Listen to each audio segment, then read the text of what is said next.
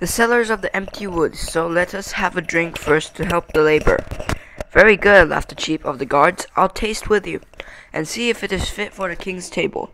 There is a feast tonight, and it would not do to spend or send up poor stuff. When he heard this, Bilbo was all in a flutter, for he saw that luck was in with him, and he had the chance at once to try his desperate plan. He followed the two elves until they entered a small cellar and sat down at a table on which two large flagons were set. Soon they began to drink and laugh merrily. Luck of an unusual kind was with Bilbo then.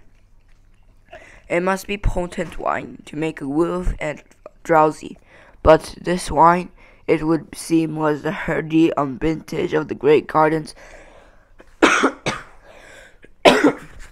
of Dorwinion, not meant for his soldiers or his servants, but for the king's feasts only, and for smaller bowls, not for the butler's great flagons. Very soon the chief guard nodded his head, then he laid it on the table and fell fast asleep. The butler went on talking and laughing for himself, for a while without seeming to notice, but soon his head, too nodded to the table, and he fell asleep, and snored beside his friend. Then in crept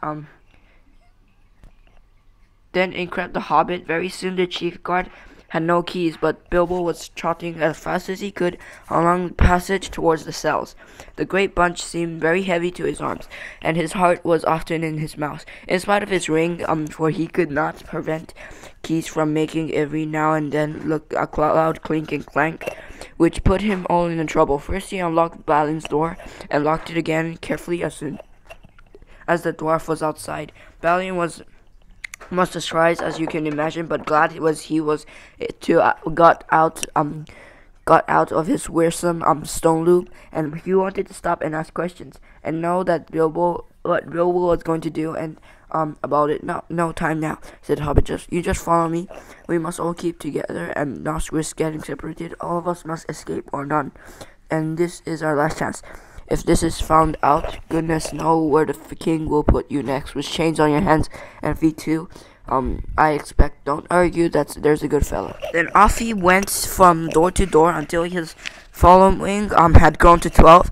None of them any too nimble. What with the dark and what with their long imprisonment, Bilbo's heart thumped every time one of them bumped into another, and or grunted or whispered in the dark. Drat this devilish racket, he said to himself, but all went well, and they went no guards. At the matter of fact, there was a great autumn feast in the woods that night, and in the merry halls above. Nearly all the king's folk was merry making.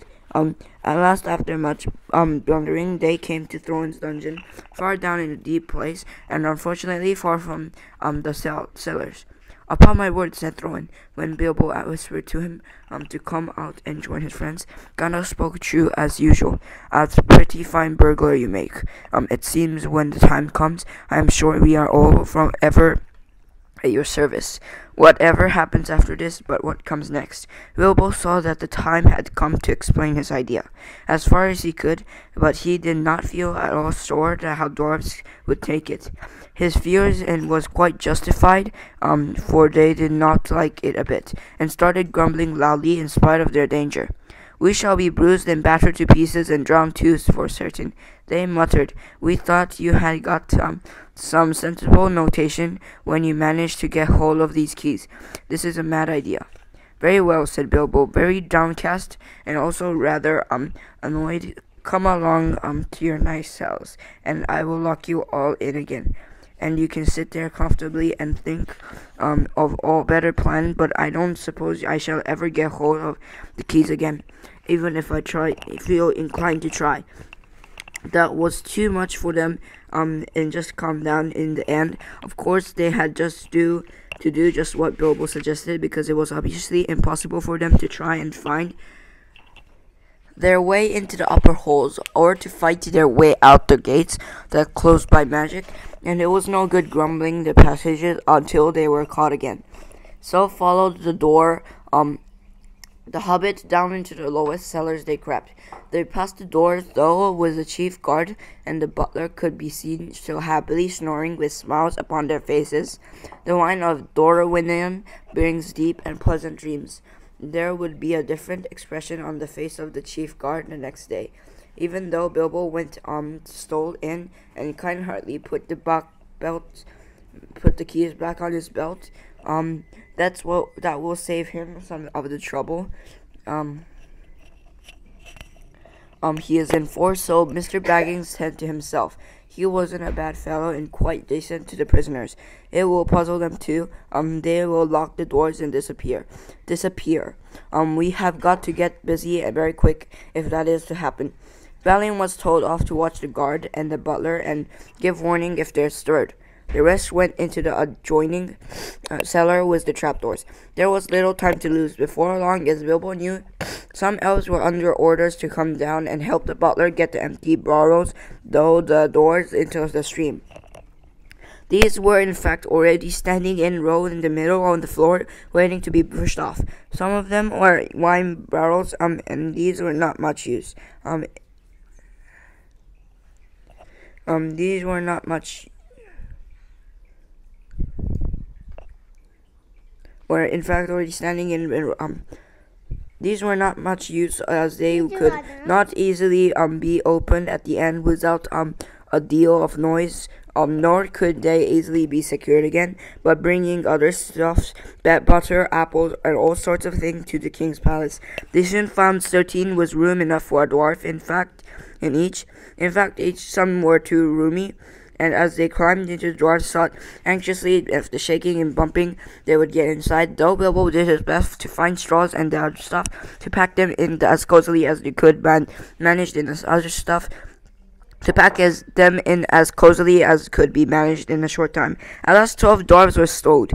Thorin had given a lot of trouble and twisted and turned and twisted in his tub, and grumbled like a large dog in a small kennel, like Balin, who came last, made a great fuss about his air holes, and said he was stiffing even before his lid was on.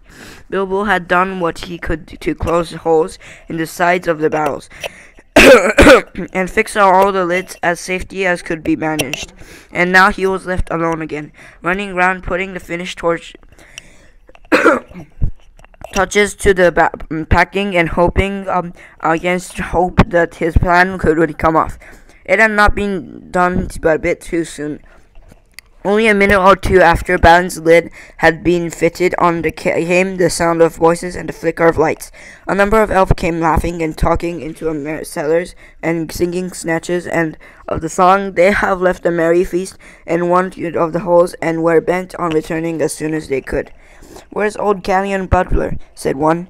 "I hadn't seen him at the tables tonight. He ought to be here now to show us what to be done." "I shall be angry in the whole Slokish is late," said another. "I have no wish to waste time down here while the song is up." "Ha ha!" came a cry. "Here's the old villain with his head on a jug. He's been having a little feast all to himself and a friend of the captain." "Shake him, wake him," shouted others impatiently. Gallion was not at all pleased at being shaken or weakened. Still less at being laughed at. "You're all late," he grumbled. "Here am I waiting and waiting down here while you fellows drink and make merry and forget your task. Small wonder if I fall asleep from my weariness." "Small wonder," said they. "One explanation sounds so close at hand in the jug. Come, give us a taste of your sleeping draught before we stall too. No need to wake the turkey yonder. He has had his share by the looks of it." Then they drank once round and became mighty merry all of a sudden. But they did not quite lose their wits. "Save us, Gallion," cried some. "You began your feasting early and muddled your wits. You have stacked some full casks, have instead of the empty ones, if there is anything in weight." "Get on with your work," grumbled the butler. "There is nothing of the feeling of the weight in an idle tosspot's arms. Well, these are the ones to go on and no others. Do as I say. Very well, very well, they answered, rolling the barrels to the opening. On your head be it. If the king's full butter tubs and his best wine is pushed into the river for the lakemen to feast on for nothing. Roll, roll, roll, roll, roll, rolling down the hole. Heave ho, splash bump. Down they go, down they bump. And so they sang as first one barrel, and then another rumbled to the dark opening and was pushed over into the cold water some feet below. Some were barrels really empty, some were tubs neatly packed with a dwarf each. But down they all went, one after another, with many a clash and a bump, thudding on top of one tub below, smacking into the water, jostling against the walls of the tunnel, knocking into one another, and bobbling away down the current. It was just at this moment that Bilbo suddenly discovered the weak point of his plan.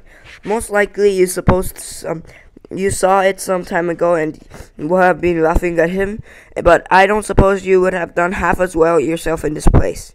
Of course, he was not even in apparel himself, nor was there anyone to pack him in. Even if there had been a chance, it looked as if he would certainly lose his friends this time. Nearly all of them had already disappeared through the dark trapdoor, and get utterly left behind for have to stay lurking as a permanent burglar in the elf caves forever. For even if he could have escaped through the upper gates at once, he had precious small chance of ever finding the dwarves again. He did not know the way by land to this place where barrels were collected.